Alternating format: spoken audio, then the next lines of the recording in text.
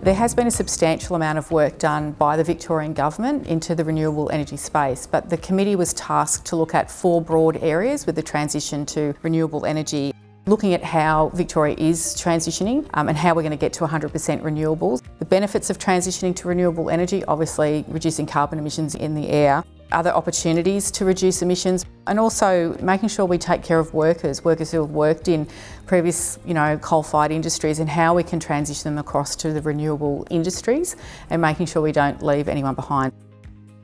They were the 4 key areas that the committee was tasked with looking at.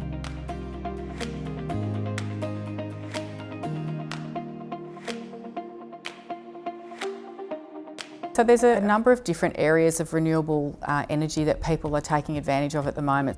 There's been a very fast uptake of rooftop solar in Victoria, for example, and that's a critical part of the success of the transition to renewable energy, but also things like zero emission vehicles. So the Victorian Government has made some policy announcements around ZEVs and how the government can increase the uptake of ZEVs, but also what the committee found was that because there's a lack of action in the Commonwealth space, like the Commonwealth Government is responsible for how many cars we import into the country, and we're still importing combustion vehicles into the country. So state governments have done a lot and stepped into the vacant space that's been left by the Commonwealth Government, and that's something that will need to be addressed going forward.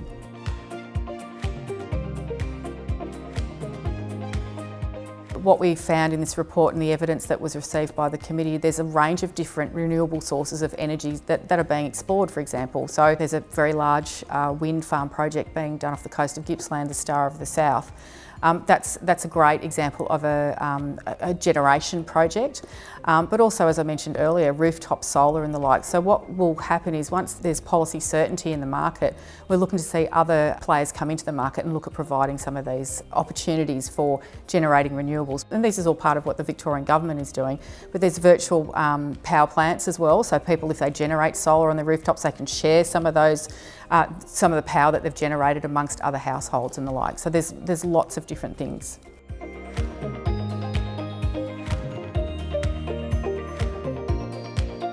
When we talk about the transition to renewable energy, even sources of heating, so at an individual household level, what you can do within your own house, make sure your house isn't drafty, transitioning to better appliances, transitioning away from perhaps gas appliances and the like. But there's certainly, in the community there'll be a group of people who can't afford to change or update their appliances, and there was recommendations made in the committee report about how the government might be able to help people from a poor socioeconomic background to transition to more sustainable and renewable sources of heating.